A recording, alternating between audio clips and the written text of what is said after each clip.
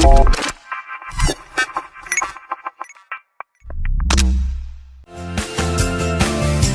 everybody, welcome to Olympic Minds Leadership Beyond Limits.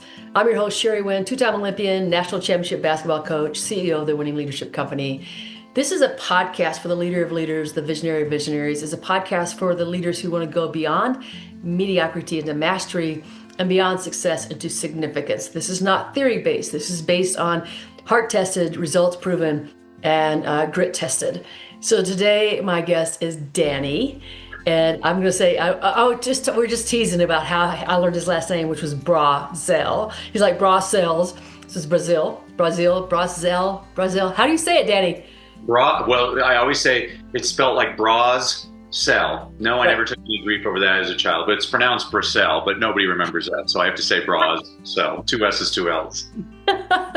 Anyway, I met Danny several years ago. We were both at a speaker convention. You can call it a convention, a retreat. You can call it retreat. You can call it whatever you want to call it. But we met, and the thing I loved about him was this: like, he immediately made me feel welcome. He immediately made me feel good. He immediately made me feel like, oh, we were long lost friends forever. And he's been that way for years. I mean, it's just like I could pick up the phone at any time, and there he is with the same kind of eagerness to have a conversation, to share, to give. And it's just a heart of giving. He's a speaker. He's an author, he's a consultant, and I'm gonna let Danny tell you a little bit more about himself, but I will tell you this, like, you're going to love him, without a doubt. It's impossible not to love him. Danny, why don't you tell everybody a little bit more about you? Well, you're giving me a big head, Sherry. You're good people. We need a lot more of you. You're spreading joy around the world. I love you. Well, again, my name is Danny Brassell. If I was going to write an autobiography, it would probably be called Pivots, because I feel like I've already lived 9 lives. 30 years ago, I was a journalist covering President Bush Sr. in the 1992 presidential election. I loved my job. Got to meet every editor of every major daily, and one editor offered me the city beat for $16,500 a year. Yeah, it was great. Meanwhile, a friend told me they were hiring teachers in South Central Los Angeles for $25,000 a year. So I became an educator for the noblest of reasons, Sherry, for the high pay. And I actually fell in love with teaching. I taught all age levels, from preschoolers all the way up to rocket scientists. I can make that claim, because I used to teach English as a second language to engineering students at the University of Southern California. And in 2005, my wife and I attended a real estate seminar, which turned out to be a scam, and we lost everything. And I could give you the woe is me story, but I'm a positive person. I learned a lot from it. First of all, I learned my wife is my soulmate. I put her through the ringer, and she stood right by me. She's an incredible human being. Second of all, I learned money's not everything, because you can lose money just like that. Third, I try not to judge other people, because if I was somebody who saw what I had done, I would have said, well, you deserve that. But now I realize if you don't know everything about a person, you really don't know anything about a person. Fourth, I became a Christian, which I'm always embarrassed to confess. It took a catastrophe. But the more I read the Bible, I realize I'm not the first screw-up to find Jesus. And then fifth, I didn't want to file bankruptcy, and my accountant said, well, you have to make this much more money this year. And so I started speaking on the side, and I hit that number right on the number. Well, then the next year, Sherry, he gave me a much higher number, and I hit that number right on the number. So in year 3, I thought, well, maybe I should set a higher number. And basically, during one of the worst economic downturns in world history, I was able to build up a highly lucrative speaking business, which eventually attracted the attention of some pretty famous people and companies who wanted me to coach them. And I got to admit, Sherry, I think you know this about me, I really resisted coaching at first, because I am obsessive compulsive. I have a very high standard for my students. I will not let you fail. I will hold you accountable and be on your back. And you already know this from firsthand experience. You'll never get rid of me.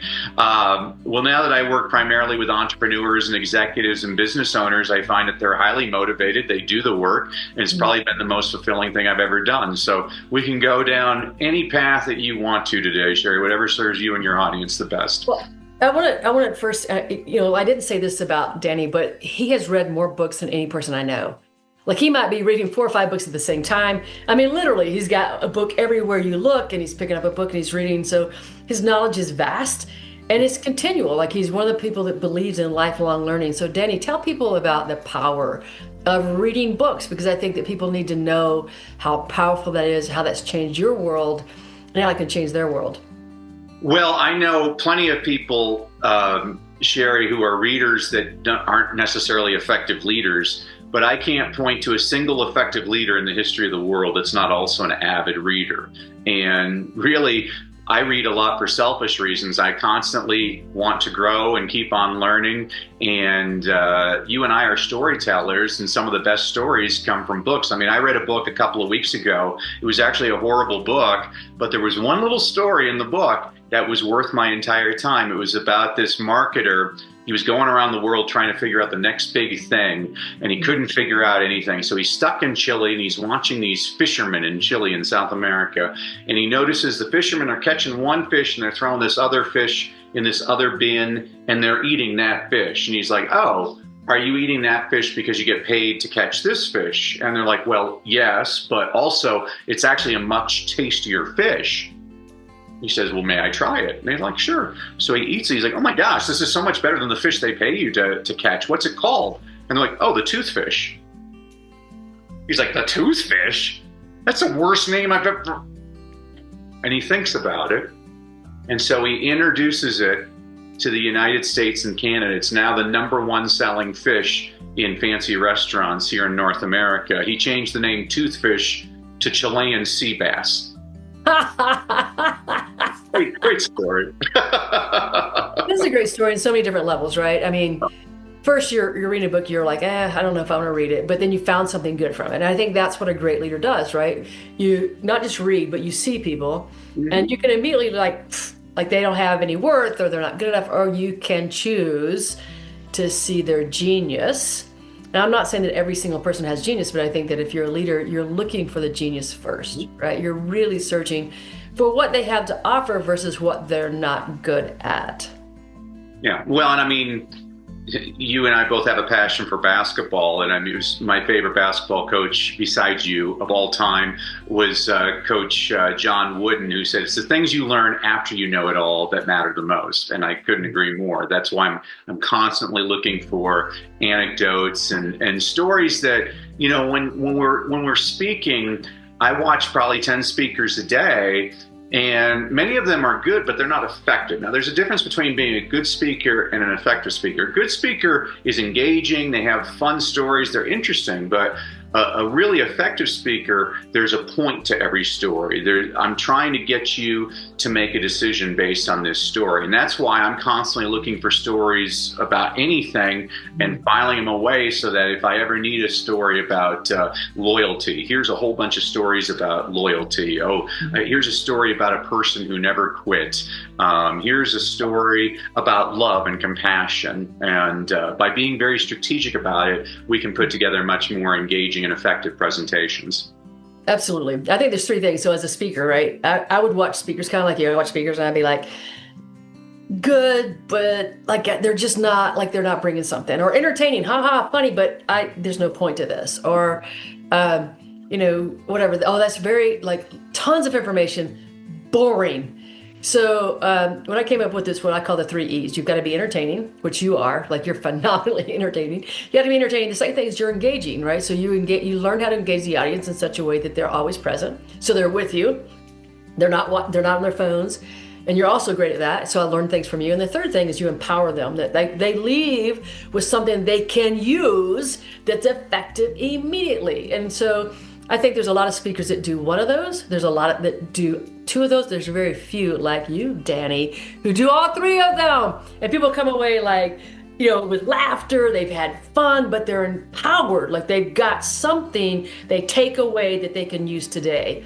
So you have all 3 of those. And I think that anybody who can do that becomes a very effective speaker. So I always still listen to Danny and I watch Danny. I'm like, I'm going to be like Danny when I grow up. So one of the things that you do is you teach storytelling, right? You teach storytelling to these people. So if you could break it down for the audience, if you could break it down for leaders who need to learn storytelling, because that's such an effective way of teaching, what would you think is the most essential thing to do? Well, so you have to bear with me. I'm a former teacher, so everything I do either rhymes or it's alliterative. And so I have a process I call the 5 C's process. I have a speaking company called WellCrafted Story. My 2 co-founders are Coach Jimmy Hayes Nelson and Dave Ward. I call us the professor, the performer, and the producer because my background is in academia. Coach Jimmy used to be a Broadway actor, and Dave is an attorney. I think you need a woman in there. I'm just saying. I just absolutely. Well, volunteer. I completely. You know this about me, Sherry. One of my underhanded agenda items is I'm trying to get more women and minorities on stages because I have no idea how it's 2025 and they're just not represented as much as they. But it's good. It's good for you. I mean, it's great for you because you're a very intriguing speaker and you're a woman. I mean, I would be using that to my advantage all the time. I mean, I'd be pointing out to a lot of these conferences, hey, instead of having 4 boring white guys as your keynotes, why don't you get a woman up on stage or a minority? And so the 5 C's process, before we put together anything in your presentation, we need clarity. There's 2 questions I ask every client, and if you can answer these questions, you're in good shape, and if you can't, you're going to struggle. Those 2 questions are, who is your audience, and what is the problem you solve? And you'd be amazed, 95% of the people I work with cannot answer one or both of those questions in a very succinct manner. I mean, people, sometimes they get around to it after 7 minutes, but I'm like, just get to the point. Can you just clearly say, who's your ideal audience and what do you do to help them? Once we understand the answers to those 2 questions, that's critical. Then we get into our other 4 C's, which the most important thing, you and I know the most important part of a presentation is the opening of a presentation, because in the first 5 minutes of a presentation, your audience is making a decision. Am I going to be present or am I going to be engaged? And so you need to connect. And to connect, again, former teacher, I say you have to rap. RAP stands for relatability, authority, and purpose. Relatability. Hey, I'm just like you. I've had the problem that you've had. Authority. And I solved that problem. Purpose. And now I'm on a mission to help people just like you so you don't have to suffer as I suffered. If you can do that in the first 5 minutes, you're going to connect with that audience. I love speaking of great women speakers. Brene Brown is wonderful. I really love her work on vulnerability. And it's probably the most important strategy I'll share with your audience today. Stop sharing your successes. Start sharing your failures, because not everybody in your audience has succeeded, but they've all failed. And the more you share your own failures, the more your audience is going to see themselves in you. And that's what you're ultimately trying to do, is to connect with that audience so that they want to take that next step with you. Now, I have people that work with me like, hey, Danny, I got a standing ovation. Like, that's wonderful. Or, hey, Danny, people think I'm a great speaker. I'm like, that's terrific. But the only way I evaluate our effectiveness is how many people in your audience decide to take the next step with you. Now, it can be an unpaid next step, like subscribe to my podcast or vote for me. It can be a paid next step, like buy my product or invest in my coaching program. But we're going to look at your speech, not just does it move hearts, but does it actually move the needle? We need to know our numbers and figure out how to get more and more people in that audience to take action. So first of all, you have to connect. The next portion of your presentation is the longest part of your speech, and yet it's probably the least important, and that's the content of your presentation, because everything I do, you have to bear with me, I'm an academic, is research-based, and study after study shows that people remember the beginning of your speech and the end of your speech. They don't remember anything in between.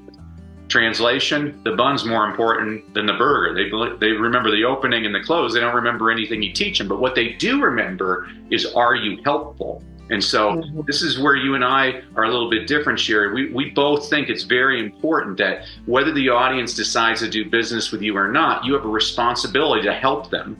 And so if you can help them, they're going to remember that you're helpful. They might not say yes. I always tell people a no often is a not yet.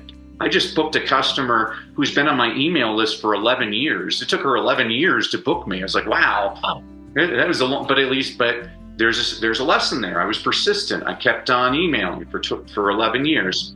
And then the final portion of your presentation is having one clear call to action and having an emotional close. And so those are designed for the two types of people in your audience, which I'm going to be stereotypical and call them the husband and the wife.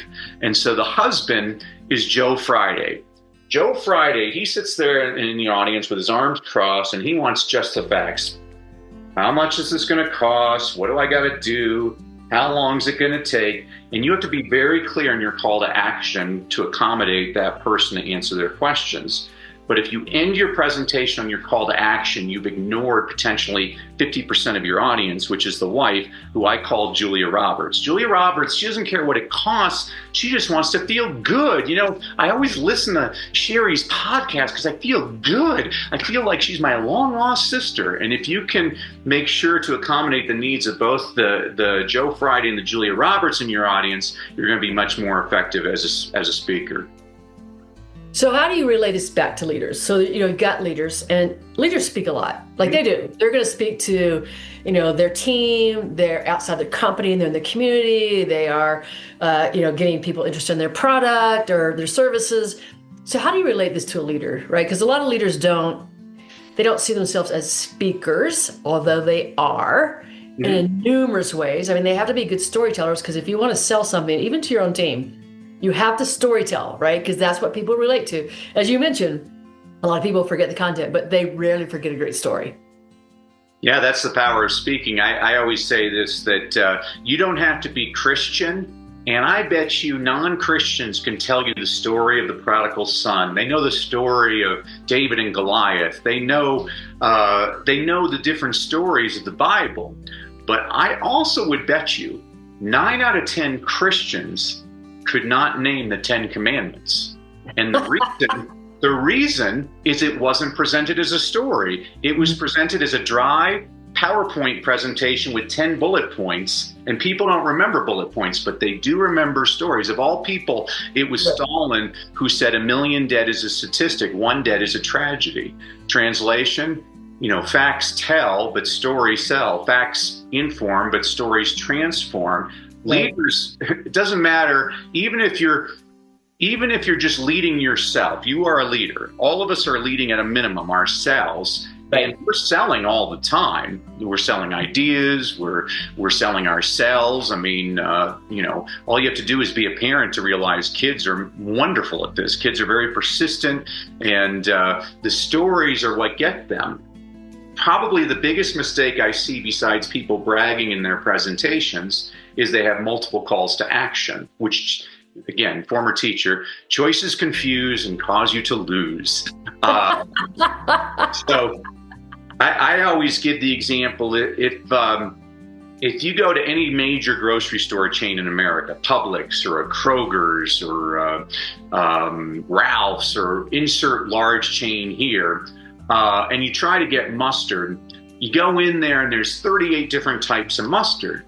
Well, it's interesting because the number one grocery store chain in America based on volume is Trader Joe's. And the reason when you go to Trader Joe's to get mustard, there's one. It's called mustard. They've already made the decision for you. I was on a podcast and the hostess at the end of her podcast, she said, I hope you enjoyed today's episode. Make sure you like, subscribe, and give us a 5-star review. And we got off the air. I said, you just asked your audience to do 3 things. They're not going to do any of them. Because you just confused them. You're going to lower your rate of return. I mean, some people will, but most people aren't going to do anything because you just asked them to do 3 different things. You got to be very clear and have one specific thing. So if I'm a leader, I'm not going with an agenda item of 28 different things. I'm going for one. What's my one thing that I want to accomplish at this meeting or at this round of venture capital funding? What do I want? And this is, again, why the clarity questions are so important, is when you're very clear. I have a client right now who he shows business owners how to exit their business and at highest productivity. Right. And I said, well, who's your audience? He's like, everybody. I'm like, well, if your audience is everybody, your audience is nobody. I'm like, are there certain people that respond better to you? And he said, CPAs. I'm like, well, let's just focus on CPAs. Right. Holy cow, his business has skyrocketed since he focused on CPAs. It sounds very counterintuitive, but the more you can narrow that audience, the more clarity you don't just give yourself, but you also give to them. Now, the importance of storytelling for leaders, by the way, whenever I talk about my clients, I don't give you their real names or the companies, or I believe in discretion. If you need that, just talk to Coach Jimmy. Coach Jimmy blabs about everybody we work with, but I always change the name. So I have a woman nutrition expert, we'll call her Kathy. And Kathy, she grew up with these intestinal problems, and she's developed and no doctors could actually cure her. Well, she's developed a 90-day program that cures people with these intestinal problems. So she used to just be a dietitian. I said, well, why are you a dietitian when you had this intestinal problem? I guarantee there's other people with that intestinal problem. Let's focus on that. So that was the first thing she changed about her presentation, was who she was speaking to. The second thing was she used to end her presentation, she wants people to invest in her 90-day program for 1997. And then she ended. I said, you're ignoring Julia Roberts. And she's like, well, I don't know how to give a compelling story. I'm like, yes, you do. What do you want the audience to do? She's like, well, I want them to buy the product. I'm like, yeah, I know you want them to buy your product. What do you want them to do? She's like, well, I want them to understand they can't do this on their own. I mean, oh, you need to hire an expert story. She's like, what's that? I'm like, okay, I'll give you an example. I'll leave you all today with this. Many years ago, my wife and I, we had theater tickets, and we were dressed to the nines, driving to the theater. We got a flat tire. And my wife said, well, I'll call AAA, the tow truck. I'm like, you don't have to call AAA. I'm a man. I can fix a flat tire. So I got out of the car and I opened up the trunk and I got the spare tire and I got the pumper thing and I got the big jack kind of thing and started trying to undo the nut things. 27 minutes later, I have grease all over me. The tire is not changed at all. I look at my wife, she's standing beside the car, shaking her head like, I could have done so much better than this guy. Well, unbeknownst to me, she'd called AAA. This tow truck shows up. And this 17-year-old punk hops out of the tow truck and he changes my flat tire in 3 minutes flat. You know, I think there are times in life when all of us think we can do it on our own. But if you want to save time, you want to save money, and you want to save a whole lot of headache and embarrassment, you hire an expert. And so what I'm showing the leader here is, hey, here's how to take a story and be very prescriptive with your story. There's a real reason for this story. This story is a metaphor that's basically showing the audience, oh, I've tried a lot of different diets before, but nobody understood my intestinal issues. I think Kathy, she's the person I should hire to help me out. And that's the difference, again, between being a good presenter. I see good presentations all the time. There's no point to them. They're entertaining or they gave you a whole bunch of information, but there's nothing memorable about them. But it's those stories that people will remember. They're like, oh, I remember that. And then this is why in the content portion of your presentation, you have to show that you're helpful. So one of my mentors, Sherry, Jim, he used to teach parents how to read aloud to their kids. And in the middle of his presentation, he'd say, oh, I'm going to show you something right now. This will save your life someday. If you ever lock yourself out of your car, as long as you have your cell phone, call your spouse or significant other, have them put the keys next to their cell phone. You put your cell phone next to the car door, it'll unlock the door. Sherry, I've tried this from 3,000 miles away. It works. Now, it wouldn't work with a Tesla, but like older car, like a Toyota Corolla or something, it works. So here's the point of this. This has nothing to do with his talk whatsoever, but he has people 20 years later say, oh my gosh, you're the best speaker ever. You were so helpful. That saved my life. This had nothing to do with his presentation, but people are hiring him and recommending him because he's helpful. He solved a problem. And so that's the important thing in the content portion. You know, a lot of people, there's nothing that annoys me more than going to a presentation. Oh, I have an 18-point process, and I'll share 3 of them, and you can get the other 15 if you pay me $3,000. Like, I don't agree with that approach at all. It's just annoying people. It's like, no, show me. Well, you're not helpful.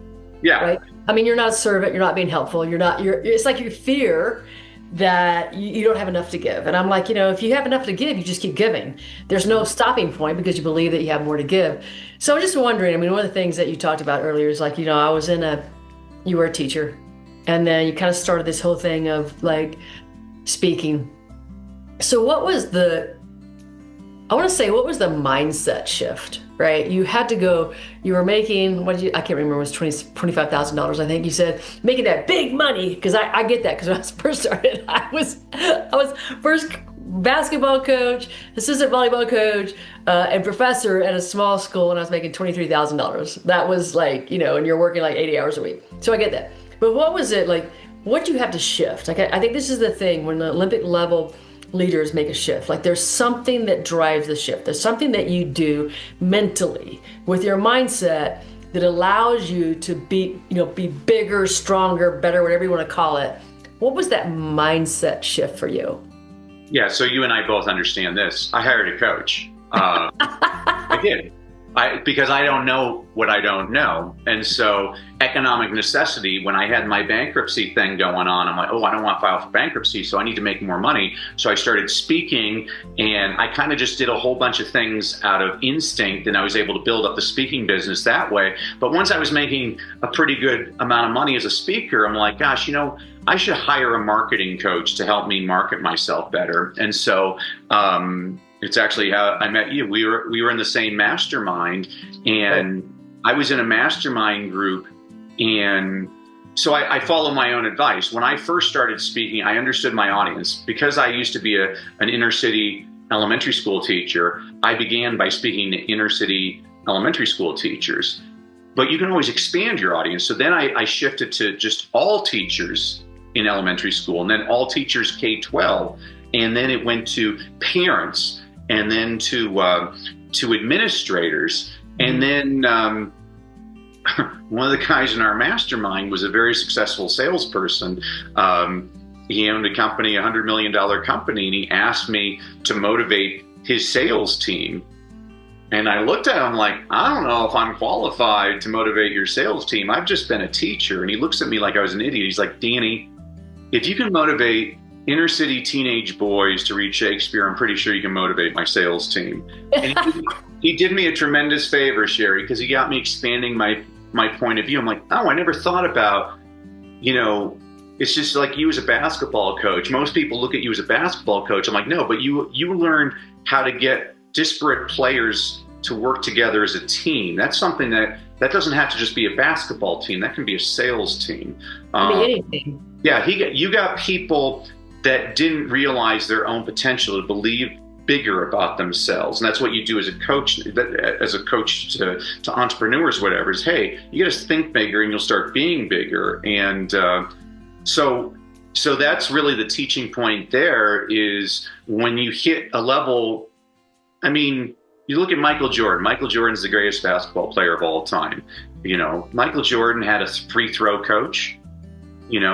Michael Jordan had a coach that trained him on weights. He's a great speaker. Tim Grover's a fantastic speaker. You look at Tiger Woods. Greatest golfer in history. He's got a mental coach. He's got a driving coach. He's got a putting coach. Maybe he should have hired a relationship coach. But I'm a big believer, and I practice what I preach.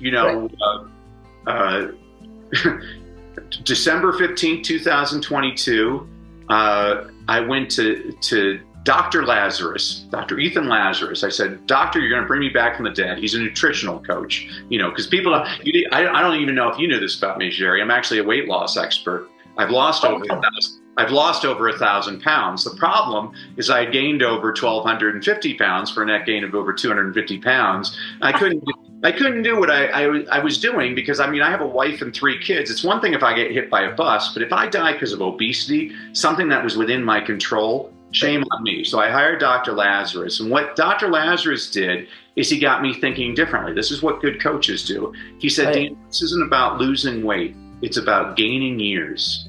Well, that kind of hit me. And he didn't ask me to do anything too difficult. He's like, Danny, I want you to walk more. I want you to drink more water. And you can still have your bourbon every night, but instead of having 4 glasses, how about 3? I'm like, I could do all that. And every 2 weeks, he makes me go in to weigh myself and talk about my progress. I call it a fat tax. He calls it an investment in my health. I've been with him since December 15, 2022, and I've lost over 20% of my body weight. More importantly, I've reduced my risk of cancer and dementia by over 50%. And it's all because I decided to make a change.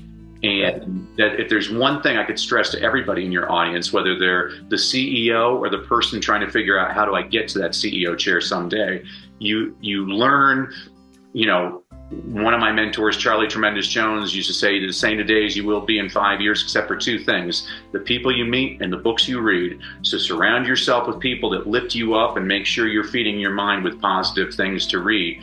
And this is what you and I are all about, is the positive. But anybody can gripe. This is why I don't watch the news anymore, because it's like everybody's just griping. It's whoever the president is. We're about to, the world's about to end. Doesn't matter who the president is. It's always like, this is outside your control. What's inside your control is what you're feeding your mind with. So that's why I don't watch the news anymore. I watch sports. My wife's like, why do you like watching sports? I'm like, because at any given moment, something extraordinary can happen. This is why you and I are both passionate about the Olympics. My favorite Olympic stories have nothing to do about the gold medals. It's about the Russian skier, his ski breaks, and the guy from Norway gives him his ski, and the marathon runner that gets attacked by the psycho, and so the Olympics, and the Olympics gives him like the sportsmanship. I mean, I love that. I'm like, that's what sports should bring out the best in us, and it's everything. I mean, I think that we should look for those things that are going to bring out the best in us, right? You're talking about. We kind of started off with just this positive mindset, this mindset shift that you had to make. Well, it's coaching, right? It's like, if I want to shift my mindset, it's easier to do if I have somebody that's an expert who understands how to do that. And so many people think, and I've done this. I mean, I've had conversations with people, and I know that they can have a big breakthrough. I'm like, like you're on the edge, you're on the verge. But they're like, I got it, I can do it. I'm like, okay. And just the other day, I had somebody who I talked to 6 months ago, and I thought she was going to, go into a coaching package with me, and she didn't. And I was like, all right. And then on a Sunday, she writes me this long email like, things are really bad. Everything is falling apart. My business partner's about to kick me out. She's on and on and on. It's like, well, okay, let's do it. So for me, it was like, she could have done it earlier, but she wasn't ready, right? And the pain had to get deep enough for her to say, I'm ready today. And so she was truly ready, because you can't coach somebody who's not ready. But if you understand, it's an investment. You're not spending money. Like people go, oh, I'm spending money. It's an investment. Of course, something I didn't know, Danny, before, I started this whole thing of being an entrepreneur. And it's like, now you invest, I invest and invest and invest and invest, because there's another layer, another way to grow, another place to go. And there's always somebody who knows more than I do. Always. There's always somebody who can bring me up a level. And maybe I could do it myself, but look, I'm in a position, I don't have 30 more years to figure it out. Like it's gotta be like tomorrow, it's gotta be next week, it's gotta be next month. And I think that people look at coaches and they think, oh man, you're just trying to get our money. No, but I can't do it for free, because this is what I'm doing this to help you. And if you invest in it, you're more likely to show up. Okay. Right? If I give it to you for free, you won't. You'll do there a couple of times and then you're gone. That's what happens. When my little heart goes, I'll help this person out. And, then they don't do what they need to do. They don't do their homework. They don't show up. So coaching is one of those things I think that people are afraid of. And I think sometimes, Danny, I'm going to think about this. Sometimes they're afraid because they have to do some looking inside themselves. They have to look in the mirror. So when you looked in the mirror all those years ago, like obviously you looked in the mirror after the real estate thing, the scam, and you said you found something good. Mm-hmm. How often do you look in the mirror? I mean, is this something you do on a daily basis? Is it something you do on a weekly basis? Is it this something that you're constantly looking in the mirror and go, how else can I grow? What am I lying to myself about? Is there something else that I can expand or grow? So how valuable is it to look in the mirror? And then is it a practice that you still do? Yeah, so first answer is yes, it's very valuable to look in the mirror. Second of all, yeah, it's a practice. I try to do it every day. I know I do it every week because Monday morning is my men's Bible study. And I, like, even just this past Monday, I'm like, man, these people back in Israel, they were so stupid. Oh, that's us. We have the blueprint, but the blueprint doesn't do you any good if you don't do it. I mean, when I was a teacher, whether I was teaching my little ones or my older ones, as they exited my classroom for the day, they always had to hear the same refrain. I said, remember, kids, education is valuable, but execution is priceless. Knowledge is not power. Only applied knowledge is power. Knowing what the right thing to do and doing the right thing are two very different things. So let's go out, do the right thing, and make this world a better place. I'm a big believer, and I know you believe this too, is you tell somebody something enough, it starts to stick in their head. And that's why I always loved teaching. I loved getting kids pumped up and realizing things that they never realized about themselves. You know, I used to always tell the kids, I'm like, you know, sometimes you need somebody else to believe in you before you believe in yourself. I believe in all of you. They only give me the best and the brightest. Let's go out and make this world a better place. You know, they had to hear these things all the time. But again, I've been blessed throughout my life, Sherry. I had two great parents who were with me growing up, which is rare nowadays. I always had, I mean, I've had bad teachers, but I had a lot of great teachers. I've had coaches that really encouraged me. And I'm very intentional about the people I surround myself with. Even when I was teaching kindergarten, I used to have a spray bottle. Whenever the kids said something negative, I'd spray them in the face with water. I'm like, no, get away. There's negativity on you. I got to get this off of you. And the kids always laugh, but there's an important point there. Is just stay away from all that nonsense. Life's too short. I think this is definitely one of the things that separates me from a lot of the people I see out there coaching people how to speak. Because you addressed it earlier. I mean, most of the people I work with, they either don't want to speak or they're terrified of speaking. They're not speakers at all. And so I help them with stage presence and things that they can do. But I want you having fun. I mean, life's too short. I mean, a lot of people say, oh, you should talk about the most tragic moment of your life. And there's three reasons why I don't do it that way, Sherry. First of all, the world just survived a global pandemic. Everybody's had a lot of bad stuff happen to them. I don't think we need more sad stories. I think we need more stories of hope. Second of all, what I'm coaching my clients to do is to create what I call a well-crafted story. You know, politicians would call it a stump speech. Superhero movies call it the origin story. You can call it peanut butter and jelly. I don't care what you call it. But this is a presentation that you're going to deliver again and again, and you're going to be so comfortable with it, and it's going to flow so naturally. You're going to deliver it 20, 30 times a day like it's the Pledge of Allegiance or the Lord's Prayer. Well, do you really want to repeat the same sad story again and again? I mean, I have a friend. His daughter was killed in a school shooting. He's now told that story over 1,000 times. You got to be a lot stronger than me to talk about the worst day of your life again and again. And third, and this is where people get angry with me, I have one objective when I'm on stage. I want you to leave feeling better than when you came in. I want you laughing, smiling, happy. I think there's something admirable about that as an objective. I believe these people that tell the same sad story again and again, by the 20th time they're telling it, those are now crocodile tears. Now they're being manipulative. And I'm not saying it's not an effective sales strategy. It's actually a very effective sales strategy. But I personally don't want to have to take a shower after I get off stage because I just manipulated my audience. There are ethical ways to get people to want to do business with you. And so I try to teach it that way because, again, you know, we all had that decision every single day. As a teacher, I knew this. So, like, we all have the decision. Are you Ben Kenobi or are you Darth Vader? Are you bringing the darkness or are you bringing the light? I want a lot more light in the world. That's why people should listen to your podcast. This is a great pod. I mean, how many people are right now, they're listening to sports radio, listening to people gripe about, oh, this coach should be fired, this player stinks. I mean, what's that doing for your psyche? I'd much rather listen to people like you that are giving positivity and solutions. Mm-hmm. Well, that's true. I mean, I think that any great leader is going to look that direction, right? We're going to look for the Olympic level leaders are in the space of, you know, everybody else is going, oh man, this is a problem. And they're like, how exciting. Oh, that's what they say. Like, how exciting. This is going to be grand. This is going to be fun. This is going to be an adventure. We're going to go on an adventure together. This is going to be so amazing. Like, there's a different mentality around that. And you get people to go with you. Like the leaders, you know, when you're exciting, when you're passionate, when you view things in the right direction, you get people to follow you. Like, there's no way, you know, I had a player who was recently inducted in the Hall of Fame, which is really cool. But I'll never forget this. She broke her hand. We were playing, you know, we were number one in the conference. She was leading the conference in points. in steals and third in block shots. She was only 5'9". 5'9", third, everybody else is 6'3", 6'4". Mm-hmm. And she broke her hand in the game. Danny, I didn't even know she broke it. Like she broke it in the first 6 minutes of the game, never knew she broke it. And at the end of the game, she has 4 points the first half where she broke her hand. The second half, she had 31 points. We win by the last second shot that she made. And she comes out of the game and I'm like, man, you were fantastic. Like the reporters are lined up, they want to talk to you. And she goes, Coach Winn, I can't. I go, what do you mean you can't? She goes, well, I got to go to the hospital. I'm like, well, what happened? Are your parents okay? I'm like, are your parents fine? Is your mom, is your dad? She goes, no, I broke my hand. I go, what, you did what?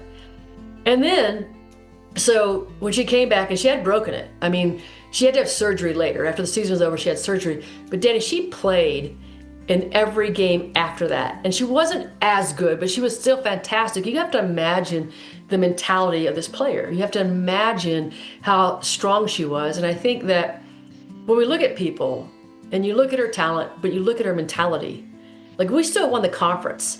And we won the conference not because she still played. We won the conference because we believed in her leadership ability. We were I was motivated every day. We were so motivated by what she was achieving that everybody was just, energized by her ability to lead with a broken hand. So that's the kind of thing that I think that leaders do. They bring out the best in everybody else, even when their situation isn't the best. Mm. So Danny, if you had one thing that you want to share with people before we leave today, if there's a question I didn't ask you, or if there's something that you truly want to share, what would that be? Well, speaking is a skill. Speaking can be trained. I was speaking to a school in India back in 2018. I got all the kids all pumped up and they're coming up to me afterwards saying, oh, you're great, you're great. And then I look and there's this little boy looking up to me. He's got tears in his eyes. And I notice he's missing his left arm. And he looks up, he's like, how can I succeed?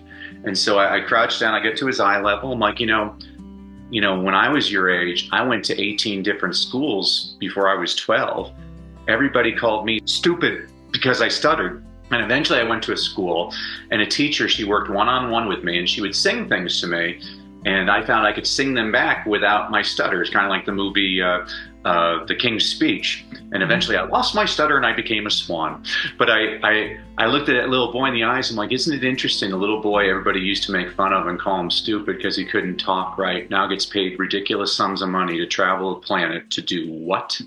He gets the biggest grin on his face. He's like, speak. I'm like, don't let anybody ever tell you what you cannot do. You are capable of so much more. And so the teaching lesson there is that, again, most of the people I work with are either terrified of going on stages or they have no interest in speaking, but it's a really important skill that's going to serve you both personally and professionally. And I want the people out there who are terrified of speaking to know that you can do this. You too can do this. And as a thank you for having me on today, Sherry, I want to give you and your audience a freebie for having to bear with my stories. If you go to freestoryguide.com, guide like a tour guide, freestoryguide.com, I'm going to give everybody their own well-crafted story blueprint. What this is the actual process that Coach Jimmy and I take our clients through to help you create your well-crafted story. What this does for you is it takes the guesswork out of where should I put this story and why am I putting it here? And what this means for you is now you have a tool that can actually turn audiences into clients and help you create a lasting impact. You can get that at freestoryguide.com. And Sherry, this has been such a treat for me. Anytime I get to see you, you've already pumped me up just listening to you. I talk too much. I'm like, I just want to listen to you on the podcast. You're just so great. And keep on spreading your joy and wisdom around the world. I appreciate you, my friend.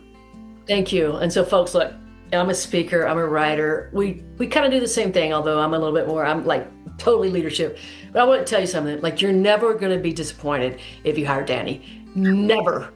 Your audience will not be disappointed. You will not be disappointed. You're going to have fun. You're going to be entertained. And most of all, you're going to go walk away with something that's very empowering to you and to your audience members. So thank you, Danny. I appreciate you.